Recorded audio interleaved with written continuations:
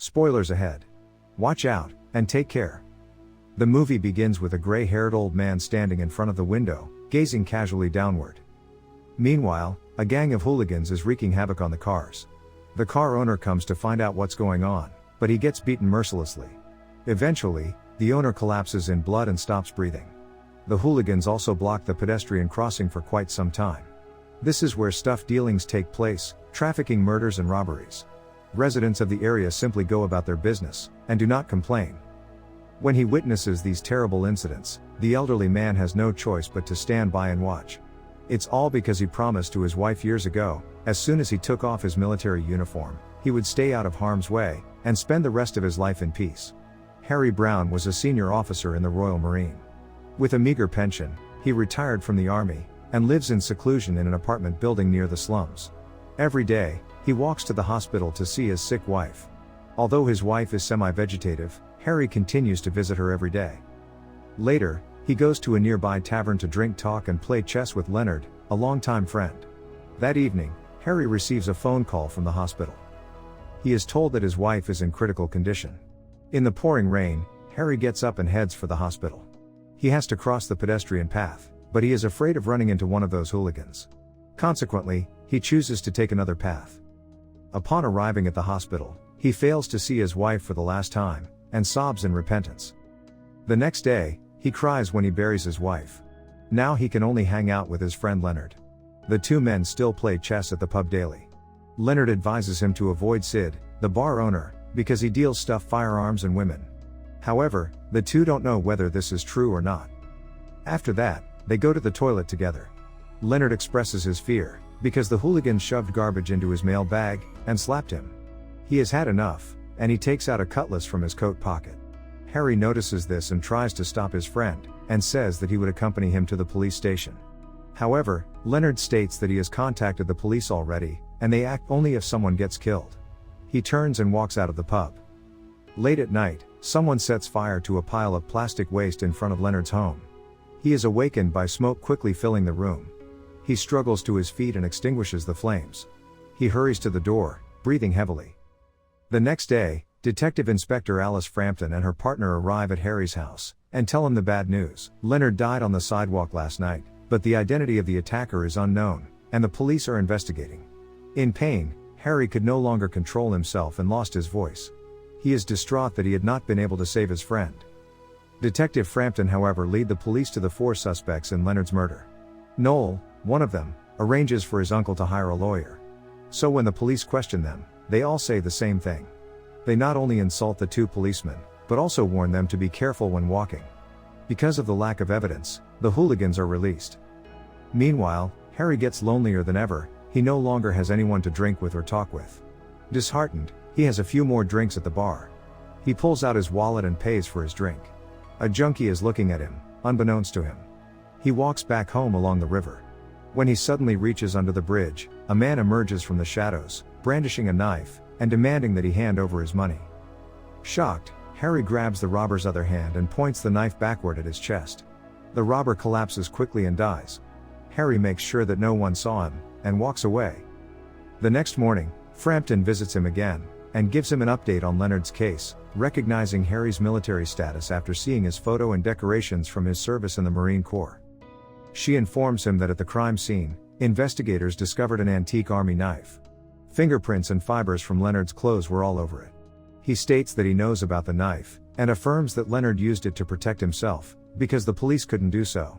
However, she states that the defense lawyer would argue that Leonard's killer acted in self-defense. This means that the killer would be charged with manslaughter, not murder. She advised him to prepare for the outcome of the trial. Harry gets enraged and kicks her out of the house. After that, he pulls out his treasure, and takes a trinket and a military knife given to him by his wife. He begins to devise his plan of revenge, and follows a drug addict to their house, late at night. He says he is thinking of buying a gun to shoot the pigeons that have been squawking on his roof. They take him into the courtyard. The yard is overgrown with weed. It looks like a modest self-sufficient plantation. Harry enters the dirty and dark interior. On the couch sits a woman, who had been injected with something. Also, he spots a video of her assault on the television. In a fit of rage, he grabs his gun, gently loads it, and attacks them with the knife and the gun while they are not looking. After that, he carries the woman to a parked jeep. He finds a barrel of gasoline, and sets fire to the entire building. Harry drives the woman to the hospital in the jeep, and puts a wad of money into the woman's clothes. He honks loudly, and disappears into the night. Later, the woman gets treatment, and the paramedics discover a lot of money in her clothes. Frampton and her coworker come to the hospital. The woman suspects that something is wrong, because normal criminals wouldn't shoot a woman and then drive her to the hospital. Harry heads toward the church, and empties the contents of the bag into the donation box. Then he goes to the cemetery to bid farewell to his family. Now, he is about to begin his plan of revenge. Late at night, he looks out the window, watching the thugs downstairs. Finally, an opportunity presents itself to him to assassinate a dealer. After the killing, he drives one of the thugs upstairs to interrogate him. Harry grabs a leather pipe and yells at him. Eventually, the thug describes what had happened.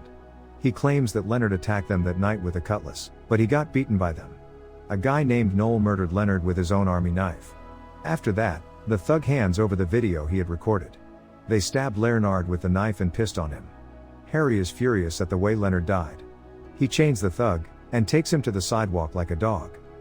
Elsewhere, Noel and another thug get involved in a horrible situation. During a shootout, the chained thug gets killed by his two terrified friends. Shortly after, Harry murders another thug. On the other hand, Noel manages to run away. Harry struggles to keep up with him, and eventually, runs out of energy. He suffers from emphysema and slumps to the ground. Before he passes out, he throws his gun into the river. He is later discovered and transported to the hospital. Frampton presents herself at the hospital to visit him. The doctor states that he is having difficulty breathing, and is unable to answer police questions. However, Frampton detects the smell of gunpowder on his jacket. She presumes both murdered boys to be connected to Leonard's murder, and begins to suspect Harry. She returns to the police station, and informs the chief of her views and suspicions. She asks that Harry's clothes be tested for gunpowder, but the chief doesn't think that this old man could have killed several people in a row. Considering the many riots in the city lately, the chief has no time for her suggestions. He even tells her to drop the Leonard case. The police forces struggle with the rebellions in the city. It quickly turns into a riot, crowds pelting the policemen with stones and gasoline bombs. They also vandalize and set fire to cars. On the other hand, the policemen respond passively by forming a line with shields. Meanwhile, Harry wakes up gently in the hospital room. He stands up and takes off the tubes. Despite the doctor's instructions, he leaves the hospital quickly, because Leonard's revenge has not yet been accomplished. Frampton, on the other hand, discovers that Harry had left the hospital without permission. She is certain that he would go after Noel, so she and her partner, Highcock, rush to the riot area. The riots escalate, and Frampton and her partner are attacked as they enter the neighborhood. Then there is a serious vehicle collision. Highcock gets hit in the head, and sustains serious injuries. Both detectives are trapped inside the vehicle. Fortunately, Harry arrives just in time. He helps the detectives, and then heads to Sid's bar. When Sid sees them, he says he will call the ambulance and walks away. Inside the bar, Frampton notices the gun on Harry's belt, and her suspicions are confirmed. At this point, Harry realizes she knows the truth, and states that these bastards have turned killing people into a sport, so he must teach them a lesson. However, she tells him that if he is going to kill Noel, Sid will kill him, because Sid is Noel's uncle. Harry is taken by surprise. It seems that Leonard was right, when he said that Sid had done nothing but harm in his life. Later, Harry goes to see Sid with a gun, and he is taken aback when he finds Noel hiding there. Sid knows what happened to Leonard, and tells Harry that Noel didn't kill him. However, Harry gives the phone with the video to him, and claims the hooligans killed Leonard and filmed the whole event on Noel's phone. He starts feeling dizzy, and Sid approaches and seems to worry about him. Cautiously, he takes Harry's gun, but after that, he immediately changes his attitude, and strikes Harry in the stomach. When Frampton hears the ruckus outside the bar, she immediately calls for backup. Noel approaches and attacks her surprisingly. Sid takes Harry into the outer room and beats him as well. After that, Sid scolds Noel for filming the killing of someone, and intends to throw the detectives and Harry into the street, to make it look like they died in the riot. First, they need to kill them, so Sid puts his hand on Highcock's nose and lips, until his breathing stops. Then Noel tries to do the same with Frampton. Fortunately, Harry wakes up and takes out the gun from his sock, and shoots Noel, who collapses and dies. When Sid notices this, he shoots Harry in the shoulder, and approaches and raises his gun to shoot Harry in the head. Harry fearlessly tells him to take the shot. At that moment, Sid notices 2 red dots on his chest, and immediately gets killed by the snipers. We discover that the police completely annihilated the drug cartel and evil forces in the city. During the press conference, a reporter states that it has been reported that the former naval commander is responsible for many murders in the volatile area as a vigilante. However, the police chief denies the rumor, and announces that Frampton and Highcock are to be awarded medals. Harry strolls on a beautiful lawn. The walkway, previously covered with graffiti, is repainted.